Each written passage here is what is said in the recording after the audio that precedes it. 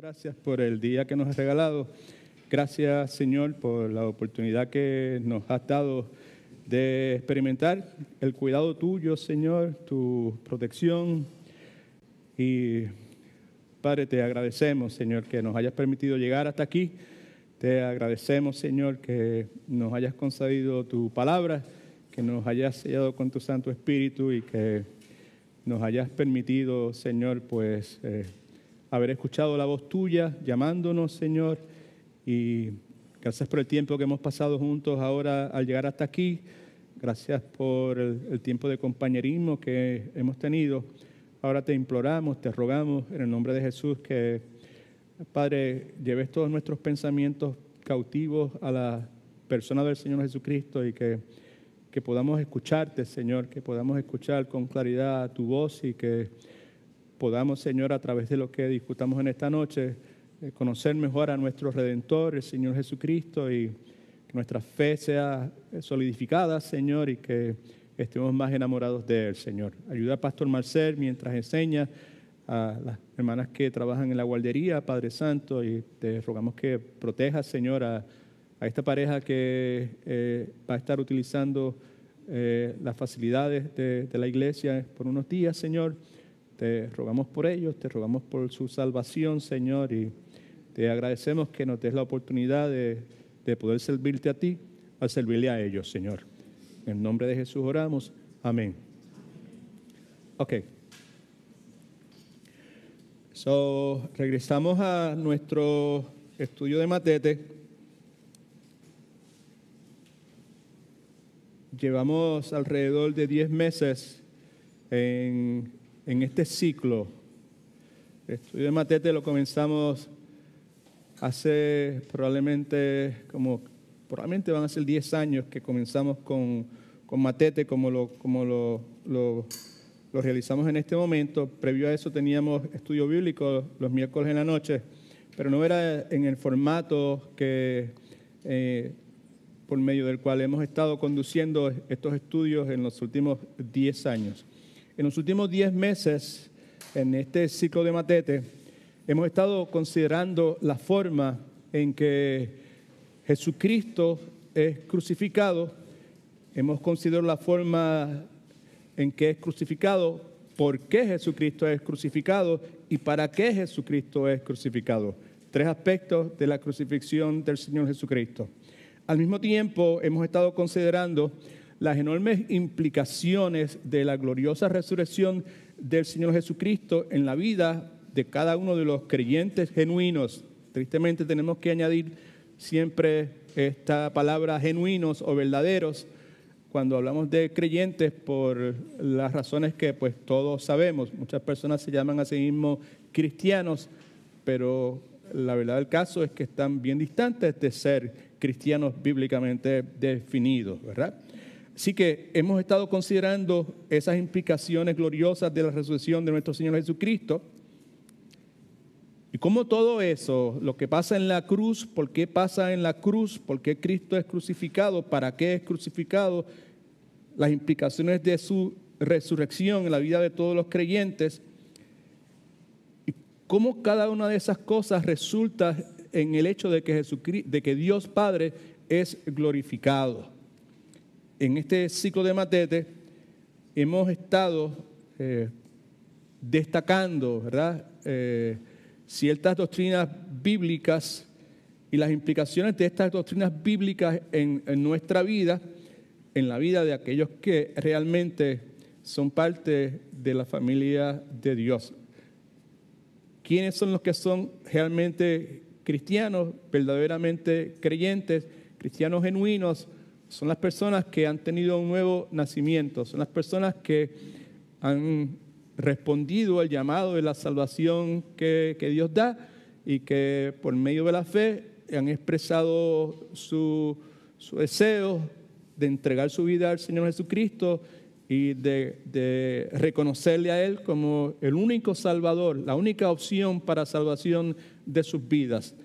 La palabra de Dios nos habla de la necesidad de tener un nuevo nacimiento para poder ver el reino de Dios y para poder entrar en el reino de Dios. Entre las doctrinas que hemos estado considerando, y Nuevamente, la palabra doctrina es una palabra no muy complicada, simplemente nos habla el término doctrina, se refiere a lo que Dios expresa en su santa palabra, lo que Dios dice en su palabra con relación a distintos aspectos de la vida cristiana. Right? Por ejemplo, hemos estado hablando acerca de lo que Dios dice, acerca de la gran necesidad espiritual que todo ser humano tiene. Al hablar de la gran necesidad que el ser humano universalmente tiene, hablamos acerca de la doctrina de la depravación. Cuando hablamos acerca de la forma en que Dios cambia los corazones del ser humano, que reemplaza el corazón de piedra duro, que no le interesaba absolutamente nada de lo que tenía que ver con Dios, que no podía comprender las cosas que eran de valor para Dios. Estuvimos hablando acerca de la doctrina de la regeneración. Hace un momento yo mencioné algo que tiene que ver directamente con la doctrina de la regeneración, cuando mencioné que un verdadero cristiano es aquel que ha tenido un nuevo nacimiento. Nuevo nacimiento es precisamente la razón de ser de la doctrina de la regeneración. Cuando hablamos de la forma en que Dios nos capacita para creer, estuvimos hablando acerca de la doctrina de la conversión. La Biblia dice que nadie es salvo por medio de sus obras, que somos salvos por gracia, y esto por medio de la fe. Y esa fe es un don de Dios. Es Dios el que nos capacita para ejercer esa fe. Es Dios el que ejercita al ser humano, capacita al ser humano para poder creer. Vimos también la forma en que Dios revierte el estatus del ser humano. Cuando hablamos sobre el particular, pues obviamente hablamos de la doctrina de la justificación, hablamos de la doctrina de la adopción. En un momento dado, todos y cada uno de nosotros éramos enemigos de Dios. Ahora, a través de la regeneración, la conversión, pasamos de ser enemigos de Dios y ahora nuestro estatus delante de Dios no es de enemigos de Dios, es de hijos de Dios. Y cuando hablamos sobre el particular, pues nos zambullimos en la doctrina de la adopción. Hablamos también en la forma en que Dios transforma nuestras vidas. Eso es un proceso que comienza en el momento de la regeneración, y al hablar de ese proceso estuvimos hablando de la santificación. Estuvimos hablando del hecho de que Dios preserva a aquellos que Él ha salvado, de forma tal que estos que Dios preserva puedan perseverar en su caminar con el Señor y que puedan vivir con seguridad eterna. En la noche de hoy, pues vamos a hablar de otra doctrina, ¿verdad? Y esa doctrina nos habla en formas gloriosas del hecho de que Dios resucita nuestros cuerpos. Vamos a hablar acerca de la doctrina de la glorificación.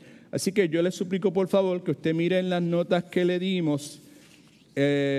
Inmediatamente vamos a ver unos pasajes bíblicos, vamos a llenar algunos blancos, vamos a hacer una parada breve en el libro de Primera de Tesalonicenses, en el capítulo 4, creo que son los versículos del 10 o el 11 al 18 por ahí, y luego de eso vamos a hacer una comparación en cuanto a cómo se ven, cómo se presentan algunos aspectos de la vida cristiana en el Antiguo Testamento, y los vamos a comparar con el Nuevo Testamento. Y si nos da oportunidad, pues vamos a entrar a algunas de las partes que tenemos en nuestro bosquejo.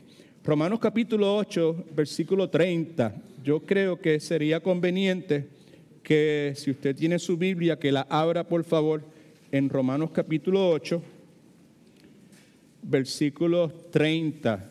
Y pues la razón por la cual debemos abrir la Biblia es porque también es necesario que al leer el versículo 30, pues también leamos el 29, y no nos haría daño también leer el versículo 28. Okay. Let me see if I can. There you go. Here's better. Lo que pasa es que si pongo esto aquí, Se me va. I'm holding my hand. Romanos capítulo 8. ¿Todo el mundo lo tiene? Versículos del 28 al 30. Son pasajes bíblicos que, si usted ha estado en la iglesia en algún tiempo, pues tiene que haberse encontrado con ellos, tiene que haberlos estudiado y espero que los haya escuchado por lo menos en alguna ocasión. Versículo 28 comienza diciendo, y sabemos que sabemos quiere decir total, absoluta certeza de algo, irrefutable, no hay posibilidad de que no sea de esa forma. Y sabemos que los que aman a Dios, ¿verdad? No es para todo el mundo, son a los que aman a Dios. La única forma de poder amar a Dios es que Dios nos haya amado primero a nosotros. ¿Okay? Sabemos que a los que aman a Dios, todas las cosas ayudan para bien, las cosas buenas, las cosas malas, los éxitos en la vida, la adversidad en la vida, la obediencia nuestra, la desobediencia nuestra, todas las cosas. No hay absolutamente nada, dice la Escritura, que no opere para bien, que el resultado sea bueno. Tenemos esa certeza, right? Okay. Esto es, continúa diciendo Pablo, a los que conforme, de acuerdo, en armonía con el propósito es de Dios, no es el propósito nuestro al mudarnos de un lugar para otro, al cambiar de trabajo, al querer envolvernos en una relación, en una sí y una no, no es en ese propósito, es en el propósito de Dios. Y un poquito más adelante, en el versículo 29, nos va a dejar ver con claridad cuál, sin lugar a dudas, es ese propósito, ¿verdad? Esto es a los que conforme a su propósito son ¿qué? Son llamados. El que llama es Dios. Amén. El llamado de Dios es un llamado que no se puede resistir. La Escritura nos habla del llamado eficaz de Dios.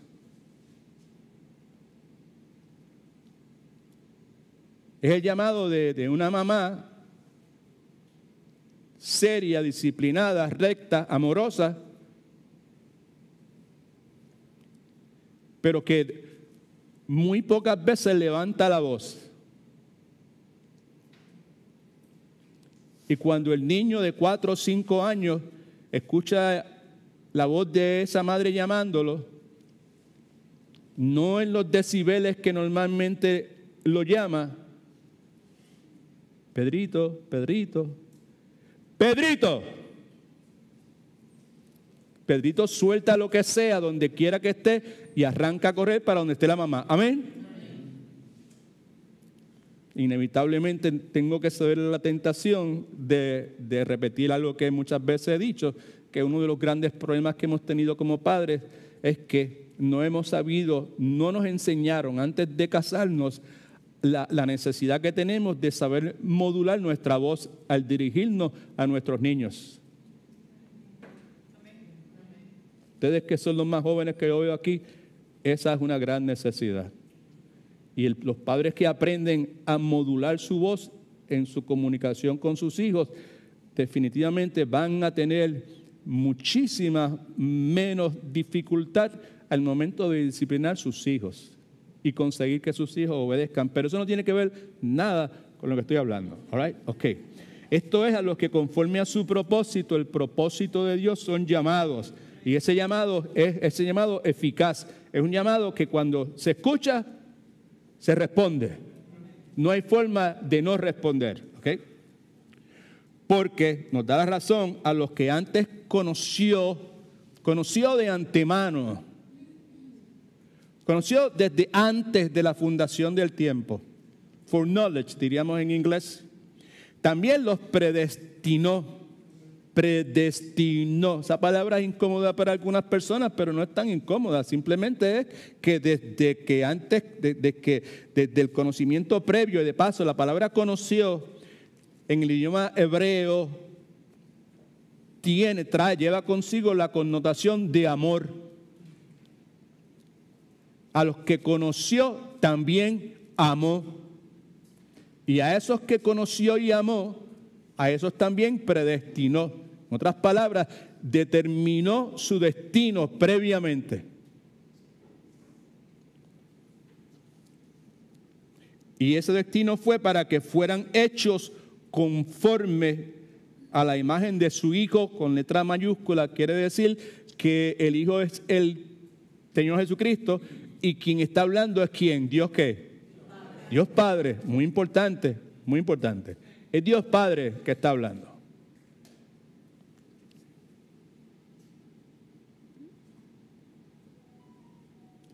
Dios tenía conocimiento previo. Dios previamente también había establecido un destino, un final para esas personas que llamó, ¿verdad? Y es el ser hechos conforme a la imagen de su Hijo, para que Él sea el primogénito entre muchos hermanos, el que tenga autoridad por encima de todas las cosas. Quizás en el futuro, si Dios lo permite, paremos un momentito en el Salmo 89, que usted puede hacer por su propia cuenta, y vamos a ver lo que esta frase, el primogénito entre muchos hermanos, realmente significa. Le anticipo, es que tenga autoridad por encima de todas las cosas. Y Dios le dio un nombre que está por encima de todo nombre. Cristo dijo, toda autoridad me es dada en el cielo y en la tierra, en todo lugar. De eso es que habla cuando habla de primogénito. Okay. Creo que es el Salmo 89 que se refiere a David como el primogénito. ¿Cuántos saben de qué David estoy hablando? ¿Right? El rey David. ¿Alguien me puede decir, verdad? ¿Sabe? Si es correcto decir que David fue el primogénito de Jesse. Jesse era el papá. ¿Era o no era el primogénito? Era el más pequeño de los más pequeños. Él era el más pequeño. Sin embargo, en el Salmo 89 se refiere como el primogénito. Y si usted lee el contexto, se va a dar cuenta, es porque se le concede autoridad, poder, dominio por encima de todas las cosas. A los que predestinó, versículo 30 dice, a estos que predestinó, a estos también llamó. Nuevamente la palabra que ya tratamos y ese llamado es amoroso, no se olvide de eso, por favor, es un llamado amoroso, ¿verdad? ¿Okay? Y a los que llamó, a estos también justificó. Interesante ver que todo esto lo está haciendo Dios por su propia, sin la ayuda de nadie. Amén. Cada una de estas cosas, el que predestina es Dios, el que conoce es Dios, el que llama es Dios, el que justifica es Dios, y como vamos a ver, el que glorifica es Dios. Muy importante para lo que estamos hablando en esta noche. También a esto justificó, en otras palabras, Dios, conociendo a esas personas, tenía un conocimiento previo de ellas, determinó previamente cuál iba a ser su destino. Dios determina llamar a estas personas amorosamente. Dios determina justificarlas. Quiere decir, determina imputarle a esas personas la justicia perfecta de su Hijo, el Señor Jesucristo. Es Dios el que lo hace. Ninguno de nosotros podemos ni conocernos previamente, definitivamente, no podemos determinar nuestro destino, no podemos llamarnos a nosotros mismos, todo tiene que ver con salvación, llamarnos a salvación, solamente Dios puede hacerlo. Right? A estos también justificó, y a los que justificó, a estos también glorificó, que es precisamente la doctrina de la cual vamos a estar hablando en esta noche y en los próximos miércoles. Right? Escriba esto en sus notas, por favor. La doctrina de la glorificación, una definición bien, pero que bien simple. Se refiere a la obra de Dios, porque es Dios el que llama, predestina, el Dios que justifica, es el Dios que glorifica, ¿verdad? Concediéndole al ser humano, al creyente, perfección moral eterna que no cambia, que es por siempre. Dios le concede, ¿verdad? Mientras que le recibe a su presencia en un cuerpo glorioso como el de su Redentor, no es el Redentor de Dios, el Redentor del creyente, obviamente, que es el Señor Jesucristo. Así que esa es una definición simple, no muy complicada de entender. Es parte de la obra de Dios que comienza con el que me conoció previamente, que me predestinó, que me llamó, que me justificó y que me glorificó. Vemos ahí, ¿verdad? Esa es la obra que Dios está realizando, ¿verdad? Esa obra culmina, ¿verdad? Dios nos concede esta perfección moral eterna que es requisito de Dios. Una santidad absoluta. Mientras Dios en su momento recibe al creyente a su presencia y lo recibe para siempre, eternamente, en un cuerpo glorioso, como la Escritura nos enseña, y vamos a ver varias veces esta noche, como el de su Redentor, el que lo compró con su sangre preciosa en la cruz del Calvario, el Señor Jesucristo. Filipenses capítulo 3, versículo 21, nos dice acerca del Dios Padre. Dice que Él, Dios Padre, transformará nuestro cuerpo mortal en un cuerpo glorioso, subraye eso, un cuerpo glorioso, semejante al suyo. De ahí se desprende la definición que ustedes acaban de leer en este momento, ¿verdad? Por el poder, por medio del poder, con el cual puede también sujetar a sí mismo todas las cosas, simplemente haciendo referencia a Pablo, al hecho de que el Dios que le servimos es un Dios omnipotente, y Él, como parte de lo que se conoce como salvación,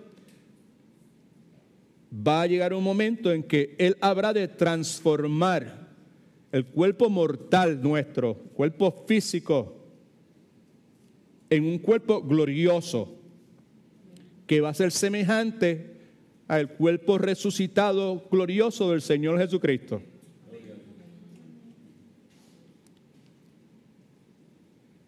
Va a ser un cuerpo totalmente distinto. Van a ser ojos totalmente distintos, porque van a ser ojos, preste atención por favor, que van a tener la necesidad de posarse en el Dios creador de todas las cosas. Estos ojos que usted y yo tenemos no tienen la capacidad de poder hacer eso. Cuerpo glorificado. Se trata de una boca distinta a la nuestra, porque de esa boca van a estar saliendo alabanza y adoración a Dios por toda la eternidad. ¿Se imagina? Right? Va a ser un cuerpo que va a necesitar rodillas distintas a las mías y a las de muchos de nosotros, porque va a ser un cuerpo, ¿verdad?, que va a estar postrado a la presencia de Dios eternamente. Un cuerpo glorificado. Alabado sea el nombre del Señor.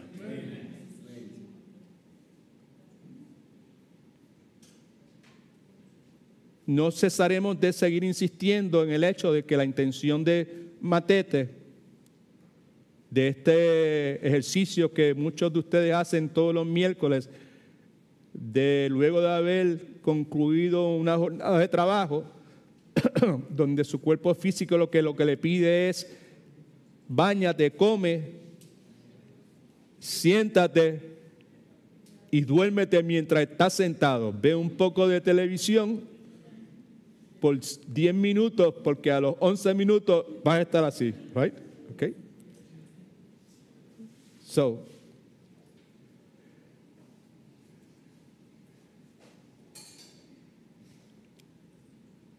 es glorioso lo que Dios ha hecho por nosotros y lo que continúa haciendo.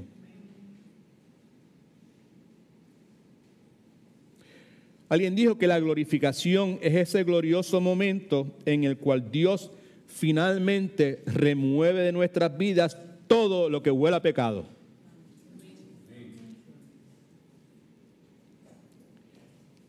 Y a su vez Dios nos corona con un glorioso cuerpo, perdonando esto lo añadí yo, Y Dios nos corona con un glorioso cuerpo, gloriosamente resucitado, creado a la semejanza gloriosa de Cristo el Señor.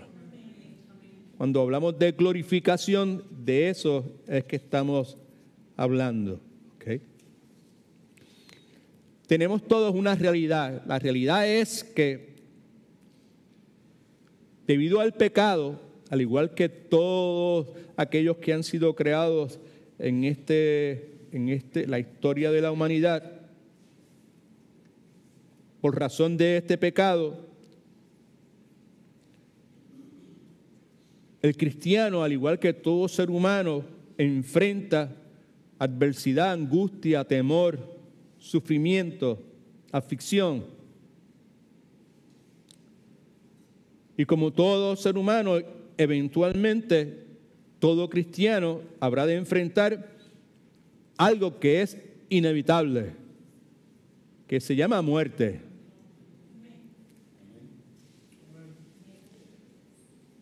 A través de la historia del ser humano se han venido realizando unas encuestas, unas estadísticas continuas, ¿verdad?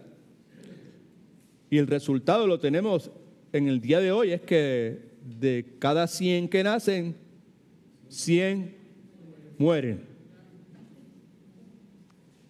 Lo del estudio estadístico me lo inventé yo, ¿verdad? Pero es una realidad. La mayor parte de los seres humanos viven toda su vida enfocados, pendientes, prestándole atención, dedicados a cosas que son totalmente pasajeras. La Escritura nos habla acerca de la realidad de que hay vida después de la muerte. No porque haya algún ser humano muerto y ha regresado, ¿verdad? Que no estamos hablando de ese tipo de información. Estamos hablando acerca de lo que la Escritura dice. ¿Ok? Now, así que en la misma forma que todo ser humano, pues que experimenta como el resultado del pecado, sufrimiento, el dolor, la adversidad y todo este sinnúmero de cosas que son tan desagradables, el cristiano que ha sido conocido previamente por Dios, que ha sido predestinado previamente por Dios para ser salvo y por ende a ser conformado a la imagen del Señor Jesucristo, el cristiano que ha sido llamado, el cristiano que por la prerrogativa de Dios ha sido justificado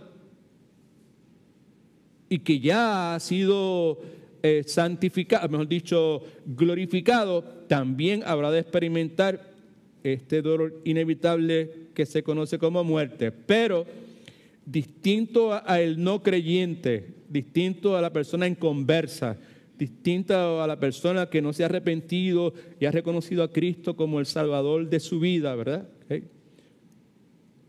Los cristianos, contrario a esas personas, tenemos la esperanza gloriosa de que eventualmente en nuestra vida la muerte y sus efectos van a ser eliminados permanentemente. Alabado sea el nombre del Señor Jesucristo. Que es precisamente lo que vemos en pasajes como el que acabamos de leer en este momento. A los que antes conoció, también predestinó para que fueran hechos conformes a la imagen de su Hijo, el Señor Jesucristo, para que Cristo sea el primogénito entre muchos hermanos. Y a los que predestinó, a estos también llamó, y a los que llamó también justificó, y a los que justificó también glorificó. Aunque el glorificó nos habla del futuro, pero en la forma en que Dios habla, el Dios todopoderoso, omnisciente, habla con un sentido, una certeza irrefutable. No hay posibilidad de que que no vaya a ser de esa forma. Todo aquel que Dios hablando, todo aquel que Dios conoce previamente, foreknowledge, todo aquel que Dios predestinó, estableció previamente el cual iba a ser su destino, que es ser conforme a la imagen de su Hijo Jesucristo. Todo aquel que es llamado es irrefutable, que no se puede rechazar. Todo es el que ha sido justificado, al cual se le ha imputado la perfección absoluta del Señor Jesucristo.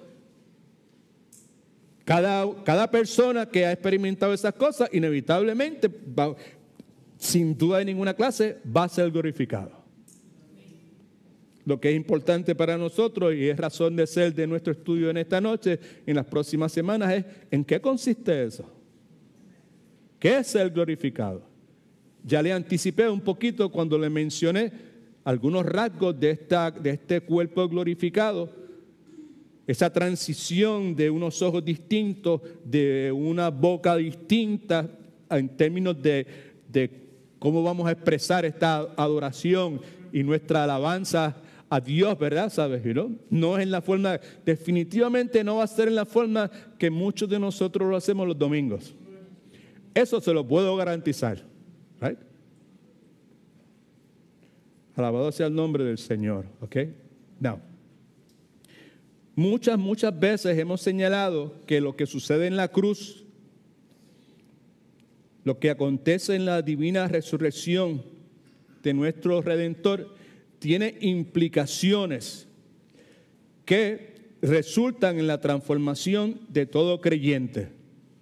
Lo que sucede en la cruz, el sacrificio de Cristo, no hay posibilidad que usted y yo podamos ser justificados sin que Cristo haya realizado la obra de redención que realizó en la cruz del Calvario.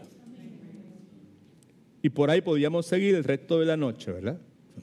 Now, en esta transformación que resulta de lo que Cristo hace en la cruz del Calvario, que resulta de esa divina resurrección de nuestro Señor, ¿verdad? En esa transformación, la renovación de nuestro entendimiento juega un papel crucial. Razón de ser del estudio que tenemos, que llamamos Matete. ¿Okay? Hace un momento repetimos y vuelvo a señalar. Es acertado, correcto decir que la salvación es un evento que sucede en un momento en particular, específico. Pero ese evento que sucede en un momento específico en que somos regenerados, somos convertidos, somos justificados,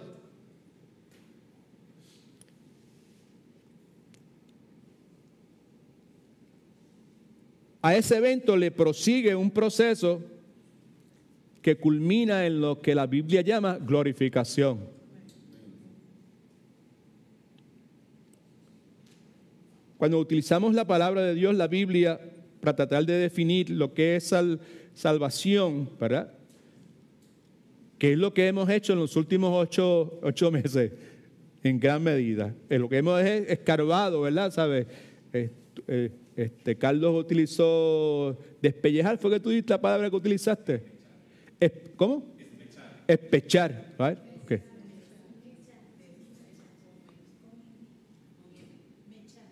Enmechar. Esmechar. Esmechar. Here you go. All right. Okay. Good. Good. All right. Hemos tratado de esmechar, ¿verdad? Cero.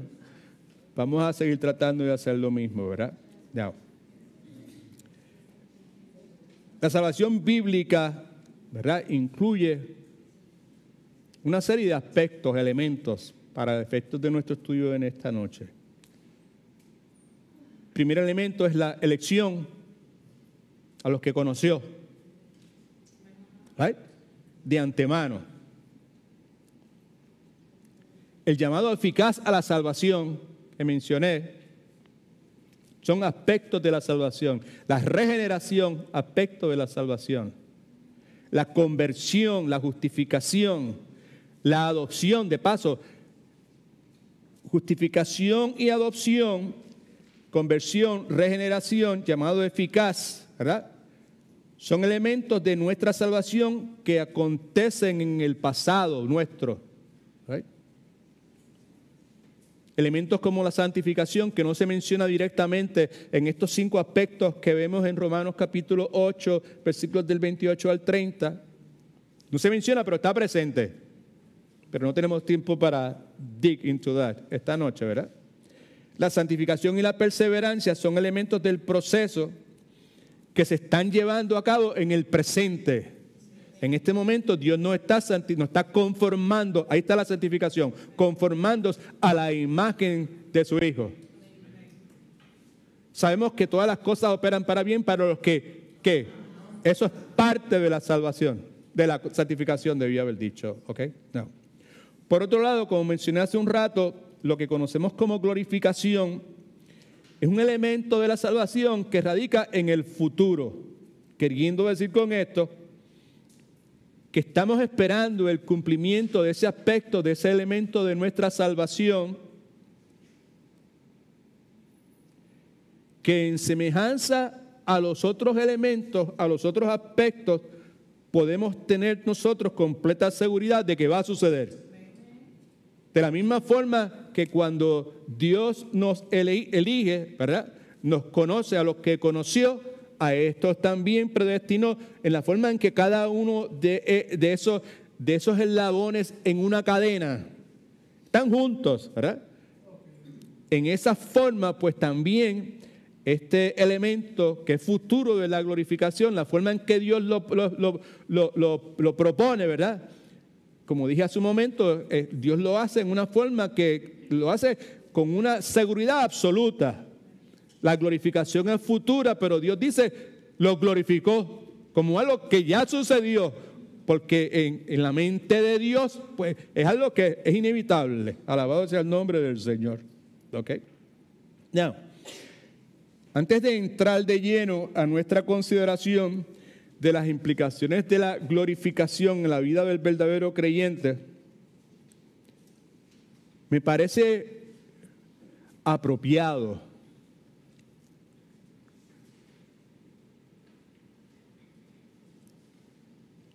por experiencia propia y por las experiencias de otros creyentes presentes aquí o no presentes, ¿verdad? Me parece apropiado que enseñar o, como he dicho, aclarar es mejor palabra, aclarar la necesidad que cada uno de nosotros tenemos de distinguir entre lo que sucede con el creyente al momento de su muerte y lo que sucede con el creyente al momento de su glorificación.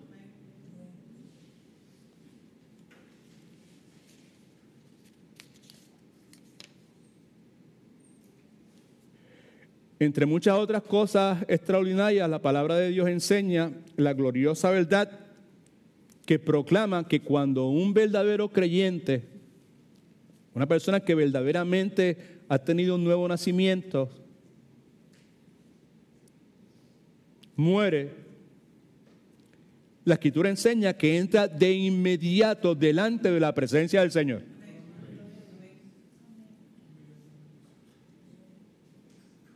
Pero eso es distinto a la glorificación.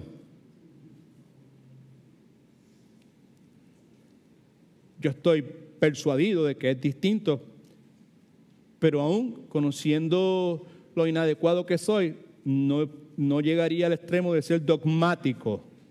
Soy dogmático cuando digo que hay un solo camino y ese es Jesucristo. Dogmático quiere decir que es de esta forma y no hay otra opción. ¿All right? Okay. Segunda de Corintios 5:8. Escriba por algún lugar, por favor, que no tienen en sus notas. Y si tienen su Biblia, sería muchísimo mejor si la abren en ese pasaje bíblico. Segunda de Corintios capítulo 5, versículo 8. Pablo dice, estamos totalmente confiados. No tenemos duda de ninguna clase. No hay el más mínimo asome de inseguridad. Pero estamos confiados y más aún queremos estar ausentes del cuerpo. Está hablando de este cuerpo físico. Right? Hablando del alma.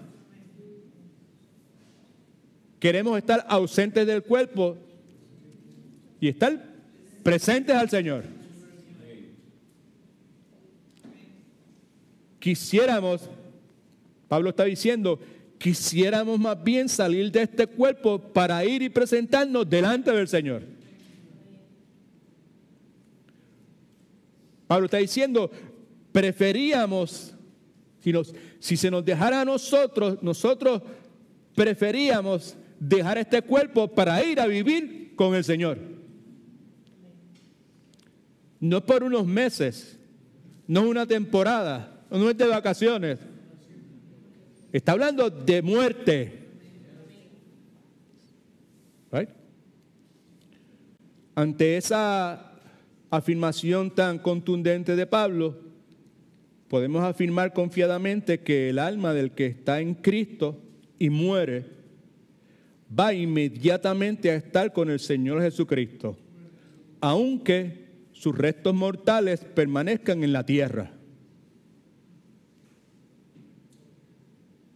Hebreos capítulo 9, versículo 27, escriba por algún lugar, por favor, que es importantísimo. Hebreos 9, 27. Y si tiene su Biblia, busque su Biblia, por favor. Y si no ha hecho una marquita ahí, hágale la marquita.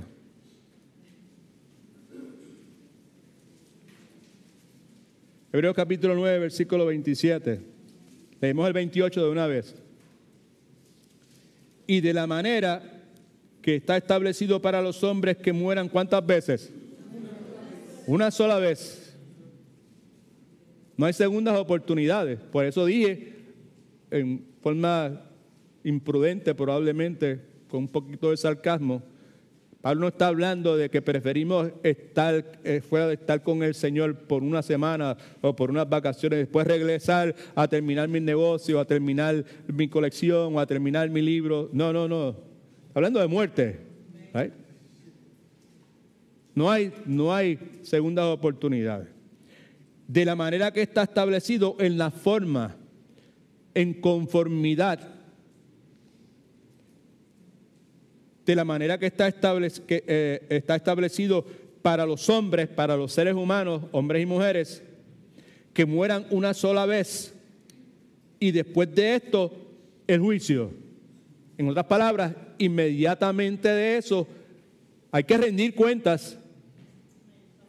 Los específicos, los pormenores de ese procedimiento, pues podrían requerir meses para tratar de clarificarlos, ¿verdad? Y obviamente no tenemos tiempo para hacerlo en esta noche.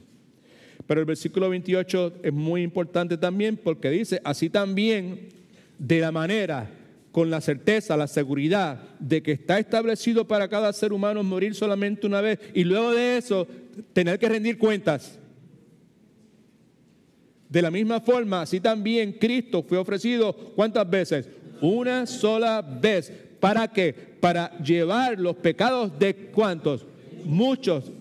Fíjese que dice muchos, no dice todos. De paso, cuando dice y los que llamó, cualquier persona que tenga un poquito de razonamiento se da cuenta, puede concluir de que no llamó a todo el mundo.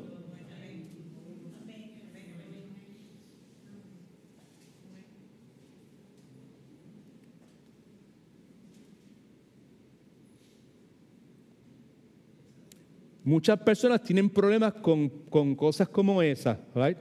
Now, yo era una de esas personas porque yo trataba de entender las cosas de Dios desde mi perspectiva humana, right? En mi orgullo y en mi vanidad y en mi arrogancia intelectual me era casi imposible, casi no, total, absolutamente imposible reconocer que este cerebro que para mí era uno de los más privilegiados en la historia de la humanidad, right, era más pequeño que el cerebro de un mime, right, de un microbio, right, de una bacteria, si usted quiere. Y que era la arrogancia, la insolencia, la estupidez mayor tratar de yo querer comprender lo que el Dios creador de todas las cosas That is a good thing. Poder pensar en Dios como el creador de todas las cosas. Right? No el resultado de una explosión. Detrás de toda esta creación, empiece con nosotros, con uno mismo. Considere su ojo. Considere las glándulas estas, yo no sé, salivares, qué sé, yo no sé cómo es que se llaman. Tiene un nombre, pero yo no me acuerdo. Allá, que le permiten a usted, gloria a Dios, aleluya, que le venden los ojos, ¿no? Right? Y le pongan un paño, tapones en la nariz, le abran la boca y pongan algo ahí en su boca y usted va a poder decir, es esto, right? Es arepa, right? Son frijoles, es flan. ¿Cuántos alaban a Dios? Pues, o sea, la capacidad para poder discernir yo no sé cuántos miles y miles de sabores, olores. Estoy hablando de cosas, pero triviales. Right? Es el Dios Todopoderoso, el Creador, que determinó esto, que determinó nuevamente. Así también Cristo fue ofrecido una sola vez para llevar los pecados de muchos, no todos, y aparecerá por segunda vez, que tiene mucho que ver con el asunto que estamos nosotros considerando que se llama glorificación, porque esa glorificación está cogida de la mano con el regreso de Cristo. Aleluya, gloria a Dios. Aleluya quiere decir gloria a Dios, by the way. En el caso de you don't know, aleluya, pues eso quiere decir gloria a Dios. Aparecerá por segunda vez sin relación con el pecado, right? Para salvar a quienes, a los que le esperan. Alabado sea el nombre del Señor. ¿Cuál es el punto detrás de todo esto? Quizá usted se pregunta. La promesa bíblica de la glorificación consiste en el hecho de que habrá de llegar un día en que nuestra alma, ausente de este cuerpo, presente con el Señor. El cuerpo mío no, los restos mortales míos se quedan aquí. Mi alma, presente con el Señor.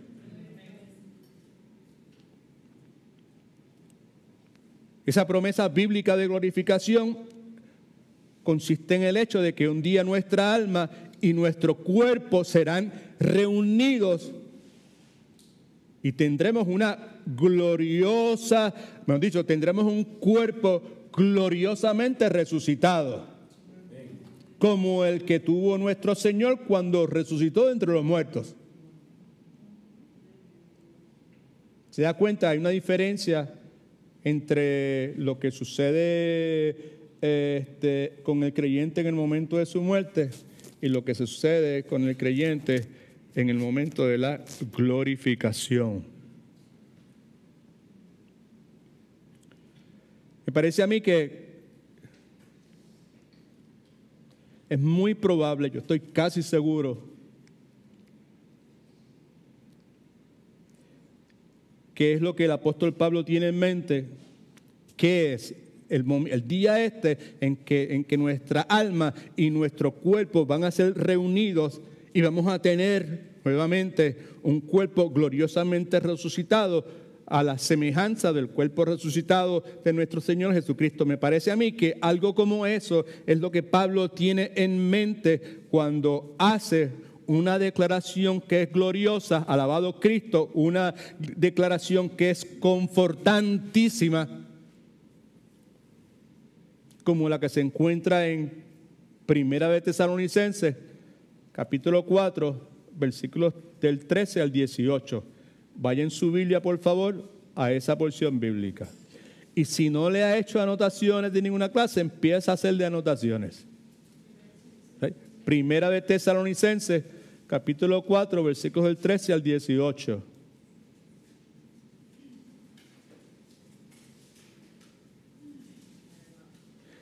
Muchas veces algunas personas me han dicho, ¿verdad?, cuando yo insisto en mi recomendación de que a pesar de toda la cuestión tecnológica con la cual yo no tengo problema porque yo también he aprendido a utilizarlo y me nutro y me beneficio de la misma y todas esas cuestiones, A pesar de esa realidad, yo continúo insistiendo, por lo menos si algún día Dios quiere cambiar mi pensamiento, pues que Él lo haga. Él puede hacer lo que Él quiera hacer conmigo. Pero yo sigo insistiendo de que tener una Biblia de papel, donde usted y yo podamos subrayar, donde usted y yo podamos anotar algunas cosas que el Espíritu Santo de Dios ¿cómo se dice? Imprima, ¿verdad? Imprima en nuestro corazón, ¿verdad? ¿Sabes? Es una buena práctica, ¿verdad? Porque en el futuro, mientras usted vuelve a leer esa Biblia, usted va a leer esas notas al calce que usted hizo. Y yo le garantizo que tienen un significado pero que muy especial. Primera de Tesalonicenses, capítulo 4, versículos del 13 al 18. Leemos esto, ¿verdad? Teniendo en mente lo que acabamos de señalar, que cuando hablamos de glorificación, hablamos del día en que nuestra alma y nuestro cuerpo son reunidos y donde Dios nos concede el tener un cuerpo gloriosamente resucitado, semejante al cuerpo de nuestro Señor Jesucristo, cuerpo que nos va a permitir ver a Dios como vamos a poder ver a Dios, ¿right? Okay. Con estos ojos no podemos, ya lo dije ahorita, ¿sabes? No quiero volver a repetir lo que ya dije hace un momento, ¿verdad? Parte de ese cuerpo resucitado, glorificado. Primera de Tesalonicenses, capítulo 4, del 13 al 18. Dice: tampoco queremos, hermanos, que ignoréis acerca de los que duermen. Está hablando de los que están muertos. ¿All right? ¿Ok? Para que no os entristezcáis como los otros que no tienen esperanza. De este modo, no se van a entristecer como las personas que no tienen esperanza. Versículo 14. Si creemos que Jesús murió y resucitó, ¿cuántos creen eso? Right? Okay. Así también traerá Dios con Jesús a los que durmieron en Él. En otras palabras, que en la forma en que creemos que Jesús murió y resucitó, así también creemos que Dios resucitará juntamente con Jesús a los que murieron creyendo en Él. Ahí está la clave. Los que murieron creyendo en Él. Cuando menciono frases como esas, lo que me viene a la mente es el hecho de que hubo un individuo minutos antes, segundos, I don't know, pero ya en último momento vuelve en sí, reconoce la magnitud de su pecado, reconoce que él es pecador, reconoce que él merece el ser ajusticiado, censura a un colega de él que está burlándose del Cristo Redentor.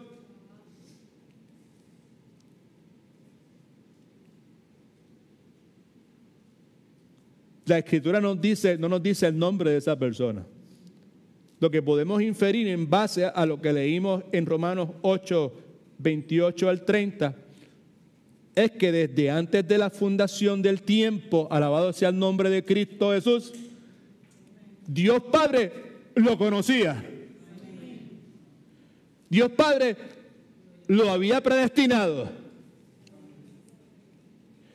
Dios Padre, en ese momento cuando está en la cruz, porque Dios llama en cualquier lugar, puede llamarte a ti en esta noche, puede llamarte a ti mañana por la mañana, puede llamarte a ti en el cuarto del hospital, puede llamarte a ti en cualquier circunstancia, porque Él es Dios y Él hace las cosas como Él quiera. Pero el individuo ese que está ahí crucificado al lado de Cristo, en ese momento recibe ese llamado efectivo de Dios que no se puede rechazar. Y el resultado de eso es que inmediatamente clama a Jesús y le dice: Señor, acuérdate de mí cuando estés en el paraíso. Right? Y Cristo le dice: de cierto te digo que cuando, que hoy. ¿Por qué? Pues porque el Dios que lo llamó, gloria a Cristo, le imputó la justicia de Cristo. Y lo glorificó. Te garantizo que hoy estarás conmigo en el paraíso. Gloria a Dios. Now, Mira para acá, por favor. Remarkable. ¿Cómo se dice eso en español? Remarkable. Remarcable. No. Extraordinario, ¿verdad? Es algo, ¿sabes? Difícil de entender, ¿verdad? Probablemente. El que haya personas que lleven años escuchando cosas como estas y no le paren ningún pelo para ponerlo en la rueda de habichuela, que podamos entenderlo, ¿verdad? Okay. Y es triste al mismo tiempo que sea necesario escuchar malas noticias personales o algún familiar querido de nosotros para que palabras como estas cobren el significado, ¿verdad?, que tienen.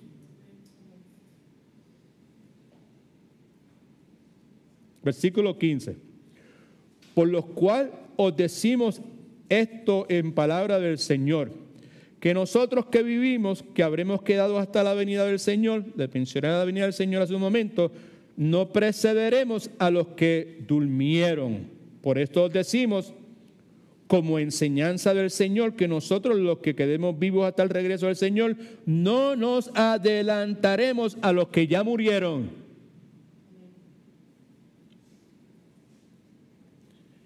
Versículo 16. El Señor mismo con voz de mando, con voz de arcángel y con trompeta de Dios descenderá del cielo, y entonces los muertos en Cristo resucitarán primero. En otras palabras, que se oirá una voz de mando, que es la voz de un arcángel, en forma del sonido de la trompeta de Dios, y el Señor mismo bajará del cielo, y los que murieron creyendo en Cristo resucitarán primero. ¿Conoce usted a alguien que murió creyendo en Cristo? Ponga su nombre, ponga las iniciales de esa persona por ahí. ¿Este es uno? ¿O usted es una? Por lo menos esa es mi práctica. Eso es lo que hago. Versículo 17. Después, versículo 17. Luego nosotros, los que vivimos, los que hayamos quedado, seremos arrebatados juntamente con ellos en las nubes para recibir al Señor en el aire, y así estaremos siempre con el Señor. En otras palabras, después los que estemos vivos seremos llevados juntamente con ellos, con los que murieron primero, en las nubes, para encontrarnos con el Señor en el aire, y allí estaremos con el Señor para siempre. El versículo 18, que es glorioso. Por tanto, a la luz de tan poderosa verdad, esto es lo que tenemos que hacer: alentaos los unos a los otros con estas palabras. Anímense unos a otros con estas palabras, que es precisamente la intención, el deseo de mi corazón, no solamente en esta noche, sino cada vez que nos reunimos a estudiar la palabra, o cada vez que nos vemos allá afuera mientras tomamos café y comemos pan. Esa es la idea, de que el Señor me ayude y que nos ayude de forma tal que nuestra conversación, presta atención que es importante, por favor, que nuestra conversación sea una, primero, que dé gloria a Dios, porque Dios nos dice que sea lo que sea, que comamos, que bebamos, que comamos pan o que tomamos café, lo que sea, que todo lo hagamos para la gloria de Dios. Que nuestra conversación sea sazonado con gracia, ¿verdad?, con sal, de forma tal que pueda traer gracia a los oídos de los que escuchan, ¿right? Nuestras miradas, nuestros gestos, la forma en que se reciben las personas, ¿right?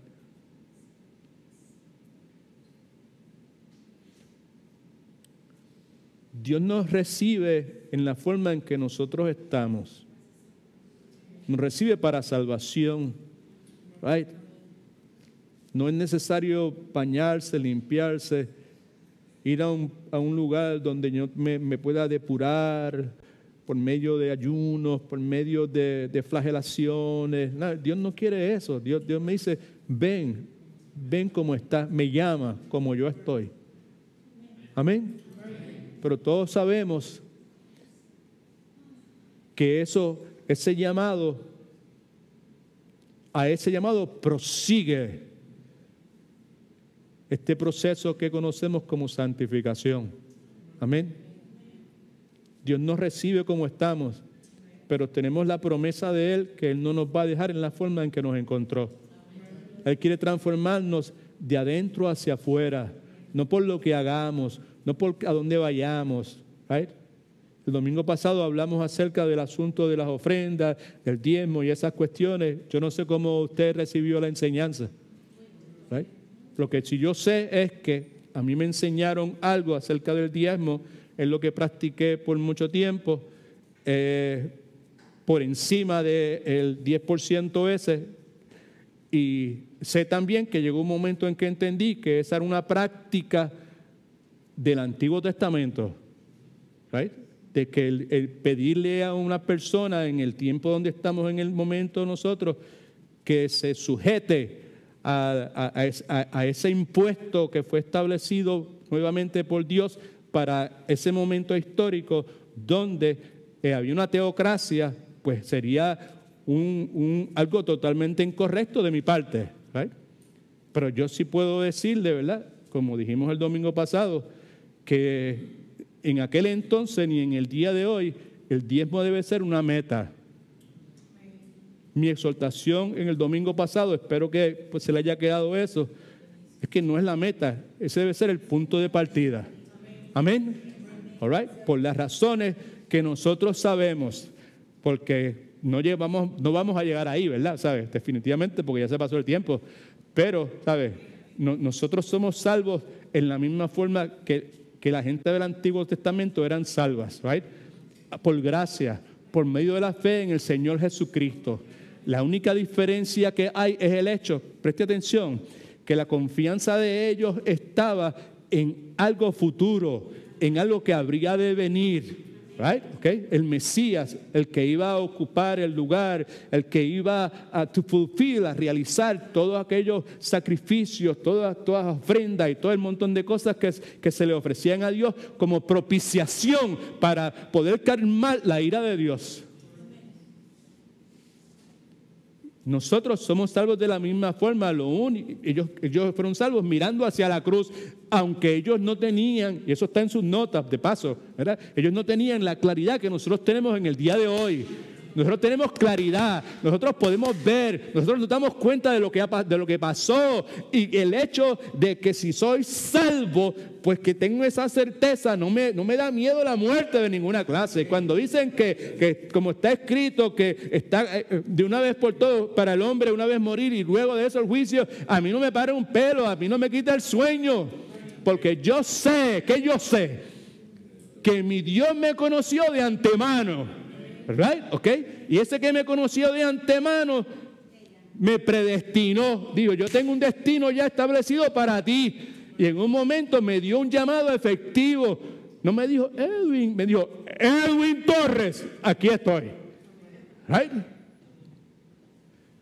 Y en ese momento me imputó la justicia, la perfección, la obediencia total, absoluta del Señor Jesucristo. Y me glorificó. Y tengo la certeza que en el momento de Dios va a unir mi alma con mi cuerpo físico y voy a tener un cuerpo glorificado como el de Cristo y voy a poder convivir, gloria a Dios, con el Dios Todopoderoso. Poder verlo como es, poder alabarlo por siempre, por siempre y por siempre. ¿Cómo es posible entonces que pueda tener un poco de incomodidad al considerar la sugerencia bíblica de eso que se conoce como diezmo debe ser el punto de partida? Amén. All right. Así que lo único que le digo es, si tenga cuidado, ¿verdad? Pues porque muchas personas al escuchar lo que acabo de decir, que de paso yo no soy el único que piensa de esa forma, hay muchos buenos maestros que piensan de esa forma. ¿Right? Al escuchar esta enseñanza han dicho algunos erróneamente, bueno pues, si eso es así, pues ya yo no voy a diezmar más nunca. ¿Right? ¿Ok? Porque yo estaba equivocado todo este tiempo. Eso, pensar de esa forma, lo que haría sería reflejar la posibilidad de que no ha habido un llamado. Lo que es importante es entender que cuando nosotros le ofrecemos algo a Dios, a mí no me gusta hablar de estas cuestiones. Usted está aquí en esta noche por primera vez, ¿no? Y los que están a su alrededor le pueden dar testimonio de que muy pocas veces hablamos de ese particular.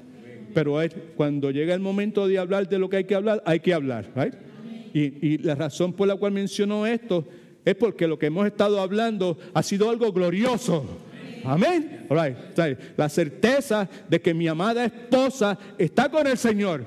La certeza de que en algún momento yo voy a estar con Adela y voy a conocer a Adela.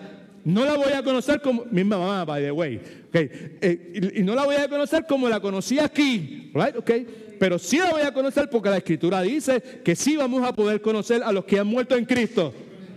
Con esa certeza. Gloria a Dios.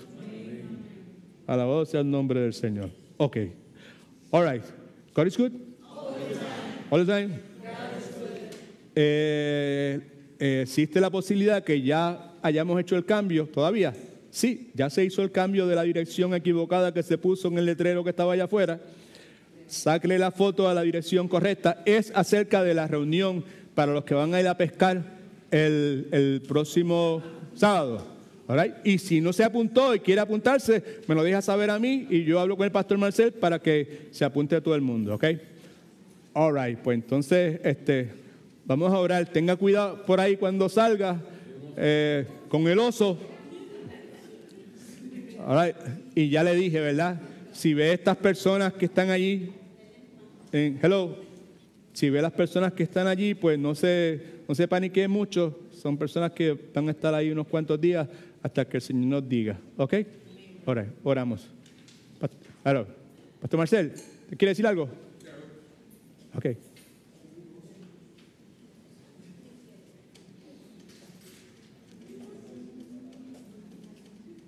los bendiga, mi hermano. Amén.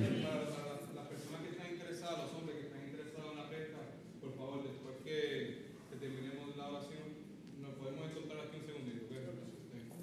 Okay. Padre, en el nombre de Jesús te damos muchas gracias por la bondad que tienes con nosotros. Gracias por tu palabra. Gracias por ser tan fiel y tan paciente con nosotros. Te rogamos que nos lleves de regreso a nuestros hogares, conduzca nuestros automóviles. Te rogamos por las parejas que están aquí en las facilidades, que tú seas con ellos, que si no te conocen, Señor, que Padre, pues si te place que utilices los miembros de esta iglesia para comunicarle el Evangelio a esas personas, Señor. Ayúdanos, Señor, la actividad que tenemos el sábado de pesca. Te rogamos que tú pongas cerco de protección alrededor de cada uno de los que van a participar. Y gracias por tu palabra, gracias por la salvación que tenemos en Cristo. Gracias por esta noche, Señor. En el nombre de Jesús, amén.